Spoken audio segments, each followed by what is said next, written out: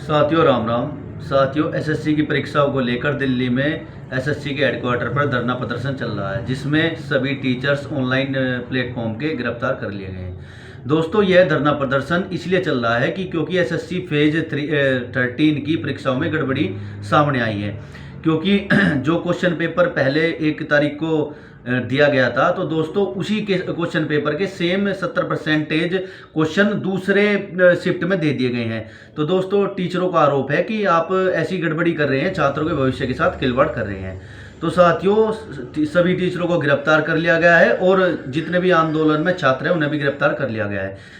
दोस्तों, मैं कहना चाहता हूं कि टीचर समाज में बच्चों के भविष्य की रीढ़ की हड्डी होता है। उनके बच्चों के भविष्य को की नींव को रखता है और बच्चों के भविष्य के साथ खिलवाड़ किया जा रहा है। दोस्तों, टीचर समाज में एक दिशा देने का काम करता है, एक डायरेक्शन देने का काम करता है, और गवर्नमेंट, तानाशाही गवर्नमेंट ऐसा काम करने को पे उतारू है।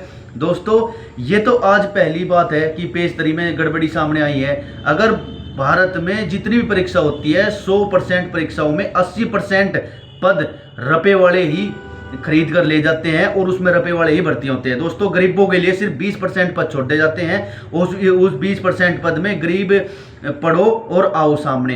तो दोस्तों, जब तक शिक्षा व्यवस्था नहीं बदलने की, शिक्षा व्यवस्था में जब तक काम नहीं होने का, जब तक शिक्षा व्यवस्था को आप सुचारू रूप से बिल्कुल ऑनलाइन कंटेंट को बिल्कुल साफ सुचारू रूप से नहीं चलाएंगे, तब तक आप शिक्षा व्यवस्था को नहीं बदल सकते। ये आज की बात नहीं है, ये पहली दफा की बात नहीं है। आज तो ये नाम बड़े बड़े टीचर्स आंदोलन कर रहे हैं। आप यूपीएसआई को ले लो, आप यूपी की किसी भी पूरे भारत में किसी भी भर्ती को ले लो, सारी भर्तियों में रपे वालों का बोलबाला है। पूंजीवादी लोगों का पहले भी बोलबाला था, आज़ादी के पहले भी था और आज़ादी के बाद भी है और हमेशा रहेगा। इसलिए मैं जो कमजोर तबके के लोग हैं, जो शोषित लोग हैं, जो गरीब लोग हैं, मैं इनसे एक ही बात कहना चाहूँगा, जब तक आप अपना लीडर नहीं चुनोगे, जब तक आप अपना प्लेटफॉर्म तैयार नहीं करोगे, जब तक आप अपना एक नेता नहीं चुनोगे, तब तक आपके भविष्य को कोई नहीं बदल सकता। आपके भविष्य के साथ ये बड़े बड़े घर के लोग खिलवाड़ करते हैं, बस एक आंदोलन की रूपरेखा तैयार करवाते हैं। आप गरीब घर के लोग उसमें जाते हो और ये अपना एक चेहरा फेस चमका करके और उसका नेता बन जाते हैं। अपनी ये तो दुकान चलाते हैं। इसलिए कमजोर घर के जितने भी लोग हैं, कमजोर घर के जितने भी स्टूडेंट हैं, मेरी सबसे उनसे अपील है, जब तक आप अपना लीडर नहीं चुनोगे, तब तक आप देश के भविष्य को नहीं बदल सकते। ये एक परीक्षा की बात नहीं है। आप सन 2024 में एसएससी सीजीएल का जब फाइनल रिजल्ट जारी हुआ था, वो प्रधानमंत्री की भी लिस्ट इतनी ऊंची नहीं लगती जितनी लिस्ट उसमें इतनी ऊंची लगा दी गई थी।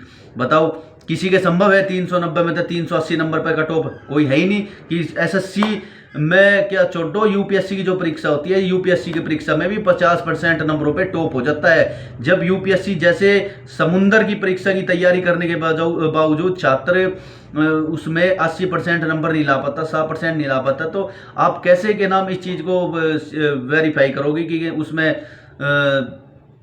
380 नंबर ले आएगा? तो उसमें भी धांधलेबाजी हुई थी। तो दोस्तों, भारत की जब तक संसद में युवाओं की भागीदारी नहीं बढ़ेगी, कमजोर लोगों की भागीदारी नहीं बढ़ेगी, जिसने समाज को देखा है, जिसने गरीबों को देखा है, जिसने उस गरीबी के अंश को झेला है, समाज की विकट परिस्थितियों से होकर गुजरा है, तब तक उनको बैठने का मौका नहीं मिलेगा। जब तक आप भारत की व्यवस्था को नहीं बदल सकते, जब तक इन पूंजीवादी लोगों का, अमीर लोगों का और तानाशाही लोगों का कब्जा रहेगा, तब तक ऐसा ही होता रहेगा। बच्चों के भविष्य के साथ खिलवाड़ होता रहेगा। आप कितने ही धरने प्रदर्शन कर लो, कितने ही कुछ कर लो, कुछ मिलने वाला नहीं है। आपको अपना लीडर चुनना होगा। जब तक लीडर नहीं चुनोगे, तब तक आपकी बात नहीं बढ़ेगी। धन्यवाद। जय हिंद, जय भारत, जय पश्चिमांचल।